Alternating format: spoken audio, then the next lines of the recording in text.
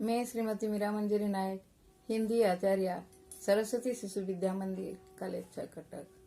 मेरे प्यारे बच्चों, तुम सभी को जरूर पता होगा है कि आज कौन सा दिवस है। आज हमारा हिंदी दिवस है, एक पावन दिवस, हिंदी दिवस। तो इसीलिए इस हिंदी दिवस के अवसर पर तुम सभी को मेरा हार्दिक अभिनंदन तथा शुभकामनाएं। हिंदी प्रेमियों के लिए यह एक सांस्कृतिक त्योहार है। इसीलिए हमारे देश में, हमारे देश के हर प्रांत में सभी लोग इस दिवस को याद रखने के लिए बड़ी धूमधाम से मनाते आ रहे हैं। हम भी हमारे विद्यालय में मनाते थे, पर गुजरे साल और इस साल दोनों साल को हम अच्छी तरह मनाए नहीं पाए, क्योंकि हमारे विश्व में यानी संसार में जो कोरोना महामारी बीमारी फैल रहा है, इसकी वजह से हम नहीं कर पाए। तो ठीक है, आज जो हिंदी दिवस है, इस दिवस के महत्व के बारे में तुम सभी को पता होगा है नहीं, मुझे पता नहीं है। फिर भी इस दिवस के महत्व के बारे में कुछ सम्यक संदेश देने के लिए मैं चाहती हूँ। तुम सब जानते हो, हमारा देश एक धर्मनिरपेक्ष राष्ट्र है। यहाँ तरह तरह के लोग रहते हैं और भिन्न भाषा भाषी के लोग भी निवास करते हैं। जैसे उड़ीसा में उड़िया और बंगाल में बंगाली और तमिलनाडु में तमिल और गुजरात में गुजराती आदि भिन्न भाषा भाषी के लोग निवास करते हैं और इनके मन के बात को समझने के लिए और उनके बीच में संपर्क स्थापन करने के लिए और उनका भावना को व्यक्त करने के लिए जो दूसरे भाषा का जरूरत है, वही ही सिर्फ हिंदी हो सकता है। इसी के अलावा यानी हिंदी के अलावा और कोई भाषा जगह नहीं हो सकता है, क्योंकि यह समझने के लिए और बोलने के लिए, लिखने के लिए बहुत आसान है। सिर्फ हिंदी भाषा नहीं है, इस साथ साथ एक लिपि का भी जरूरत है, जो कि वो सभी गुण भाषा हिंदी और नागरी यानी देवनागरी लिपि में मौजूद है।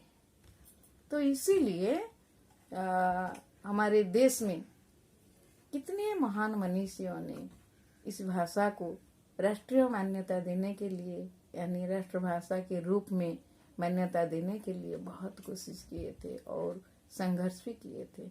इसमें महात्मा गांधी, वल्लभ भाई पटेल और पुरुषोत्तम दास टंडन जी ने मुख्य है।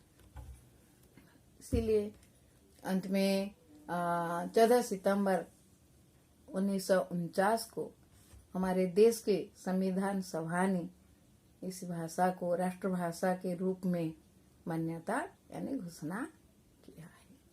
तब से हम इसी भाषा को अर्थात देवनागरी लिपि में लिखी हिंदी भाषा को राष्ट्रभाषा के रूप में मान्यता दिए हैं, अर्थात हर वर्ष को याद रखने के लिए बड़ी धूमधाम से मनाते आ रहे हैं। पहले से मनाते आ रहे हैं, अब भी मनाते हैं और भविष्य में बनाएंगे, क्योंकि हिंदी हमारा राष्ट्रभाषा था, अब भी है और भविष्य में भी रहेगा। तो हमारा कर्तव्य क्या है? इस भाषा का प्रचार और प्रसार करना और अच्छी तरह कहना, लिखना और समझना और इसे सम्मान प्रदान करना। इसीलिए हम एक प्रतिज्ञा करें।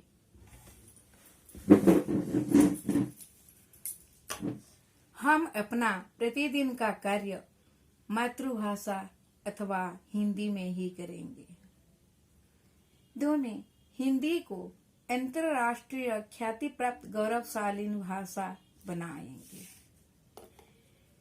3 में राष्ट्रभाषा हिंदी और देवनागरी लिपि का संदेश घर घर पहुंचाकर राष्ट्रीय एकता की भावना को सुदृढ़ करेंगे।